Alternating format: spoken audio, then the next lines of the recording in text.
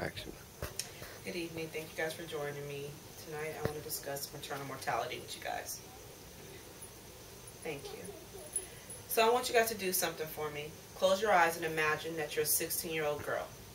You're pregnant for the first time. As the years go on, you give birth to 7 other children. Now you're 33. This time you're pregnant, hoping to give birth to your male child. You're at home when labor begins. 36 hours later, you're dead. You bled to death because there was no one there to help you. This is the story of a young woman named Ashad Umar, according to IronNews.org. The definition of maternal mortality, defined by the World Health Organization, is the death of a woman while pregnant within 42 days of termination of pregnancy from any cause related to or aggravated by the pregnancy. According to Health Day, 570 deaths out of the 1,000 maternal deaths that occur daily occur in Africa. That's over half. The main causes of these deaths are related to teen pregnancy, the women's low social status, and little access to prenatal health care or any type of health care after birth or during labor. So teen marriage and teen pregnancy is one of the leading factors of maternal mortality in Africa. According to the UN Department of Public Information, teenage girls tend to have the highest risk of this. One of the reasons is they tend to get pregnant very often. You're starting young, having birth, and so you keep getting pregnant, and each subsequent pregnancy increases your risk. One thing is that they don't really have a lot of access to contraception. And teen women, they tend to be married. They tend to marry early, so their spouses don't use contraception anyways. According to the UN Department of Public Health, 215 million women in Africa that would like access just don't have the access to the contraception either way it goes. So even if they did have it, even if they could use it, they don't have access to it.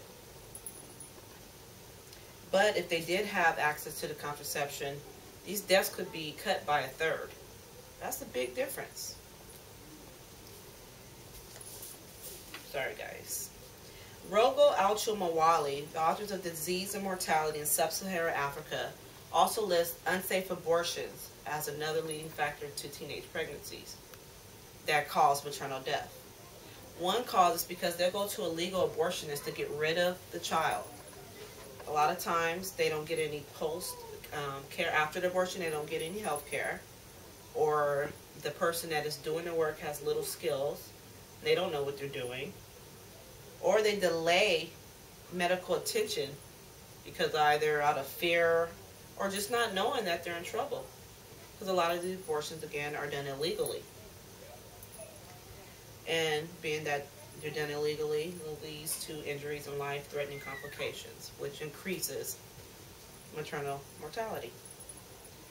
So now that we've discussed some of the reasons of maternal mortality, let's move on to how the women's low social status in African society leads to maternal mortality as well. Rogo Alchumawali lists the low social status, as I stated, as a leading cause of maternal mortality.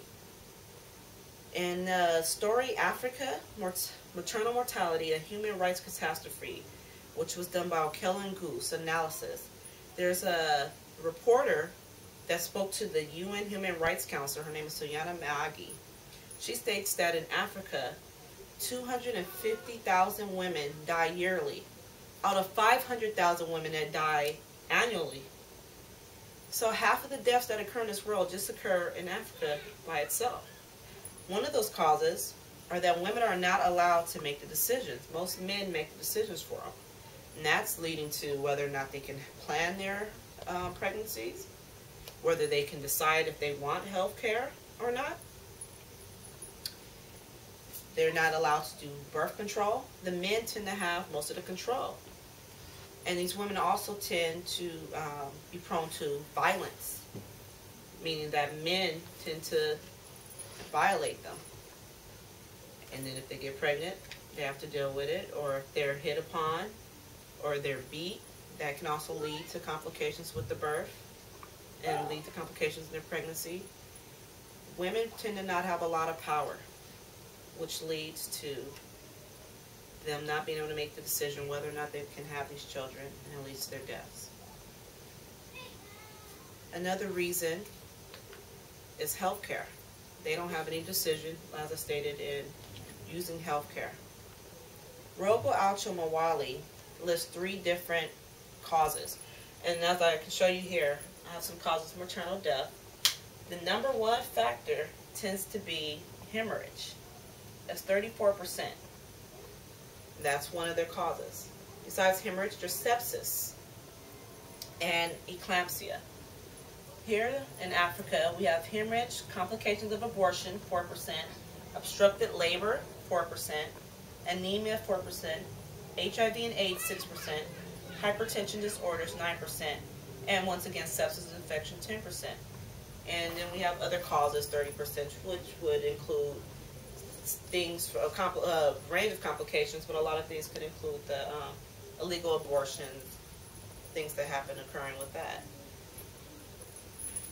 Now, with those causes, a lot of these things can be helped if they were given birth in a hospital setting.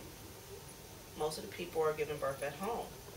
According to the UN Department of Public Information, health services, equipment, and low-skilled workers are all leading causes of maternal mortality.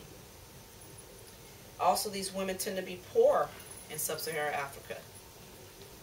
If you don't have money, you can't pay to get to a hospital, you can't pay for their services, you can't pay for prenatal care, you just don't have any help, you're left helpless.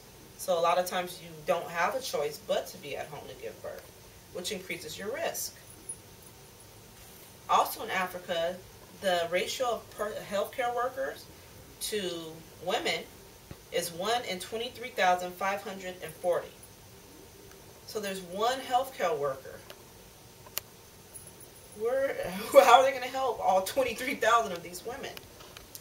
And they also tend to be poorly financed, and there's no accountability. You know, here in the U.S., you know, there's HIPAA laws, doctors have to be certified, you know, there's people getting checked in all the time. There's very low accountability. So now also they don't have a lot of access to drugs, equipment, and supplies. So even if you are able to get to a healthcare worker, they might not have the things that you need for them to help you.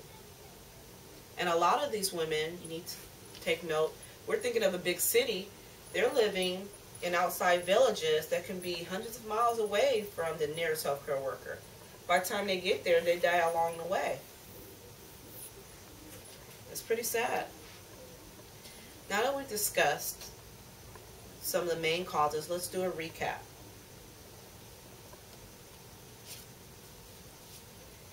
So, some of the early factors, once again, are early pregnancy and abortion, the inferiority of women, or their social status in Africa, and the fact that they have little access to health care services and personnel workers. So pretty much, pregnancy can spell a death sentence for many of these women. Every day, I sit here, if you haven't noticed, I'm pregnant, and I think about my child and my birth, the birth that's coming up. But I never think about death. What if I die? I go to the doctor on a regular basis. I take tests.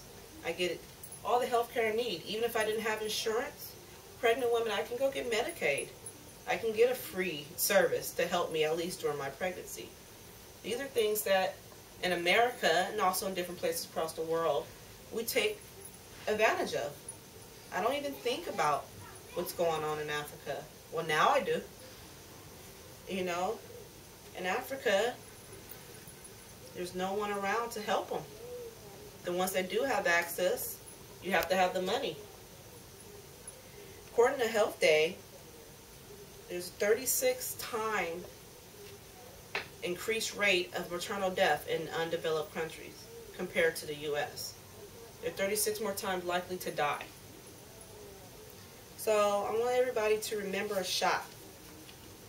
Sadly, she's not here to enjoy her children or her life, all because she just wanted to give birth, which is the most natural, beautiful thing that can happen. Before I go tonight, I want to leave you guys with some statistics. The main points: 570 deaths out of 1,000 daily maternal deaths occur in sub-Saharan Africa. 215 million women lack access to contraception. 250,000 out of the 500,000 deaths that occur yearly occur in Africa. And the health personnel to population ratio is 1 to 23,540. You guys, thank you. Have a good evening.